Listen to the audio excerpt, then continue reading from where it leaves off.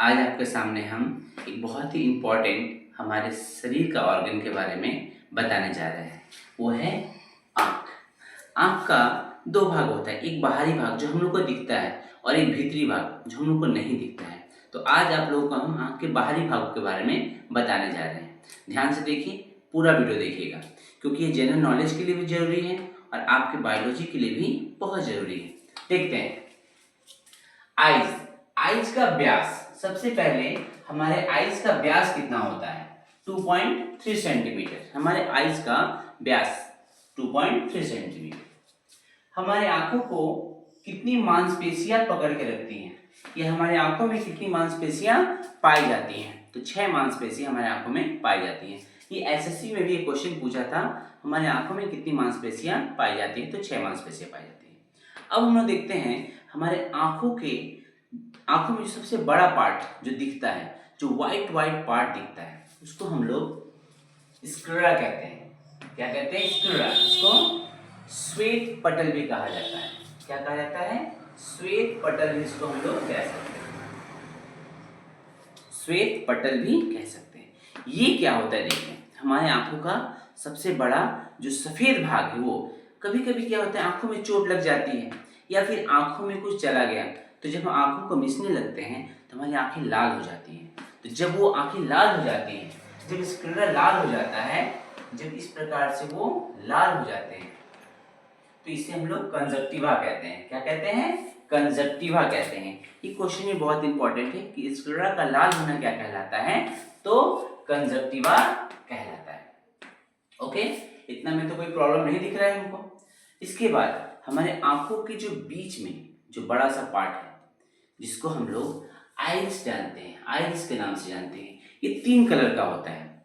अब कैसे 3 कलर का, क्या क्या होता है देख लेते हैं। ब्लू होता है, ब्लैक होता है और ब्राउन होता है। Blue, black and brown. Black हम लोग अपने आंखों को देख सकते हैं, आइरिस का पार्ट जो ब्लैक है। ब्राउन किस में पाया जाता है? ज्यादातर मुझे जहां तक याद है, गोरे बच्चों में, जो अंग्रेज के बच्चे होते हैं, उनके आंखों की कलर ब्राउन होती है। और ब्लू, कभी हम जब छोटे थे तो सुने थे ऐश्वर्या राय बच्चन की आंखें बहुत ही सुंदर खूबसूरत है, शायद उसका आइरिस जो है वो ब्लू कलर का था। ओके, ये ज्यादा मायने रखता है, मायने ये रखता है कि इसका कार्य क्या होता है। तो आइरिस क्या कार्य करता है, ये हम लोग देखते हैं। तो देखिए, आइरिस का सबसे मेन कार्य जो है, जो मेन फंक्शन है, वो क्या होता है?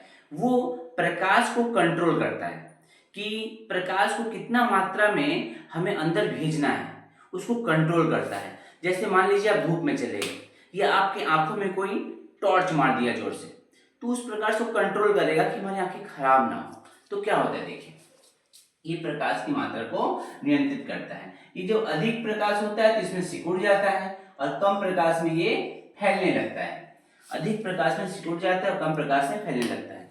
जब हमारे आइरिस पर अधिक प्रकाश पड़ा तो सिकुड़ जाता है। मान लीजिए आप छत पर गए हैं, बहुत तेज धूप है, उस समय आइरिस क्योंकि कंट्रोल कर रहा है प्रकाश को, तो आइरिस सिकुड़ गया है। वही जब आप छत से अंधकार वाले रूम में आएंगे तो आपको साफ साफ दिखाई नहीं देता है।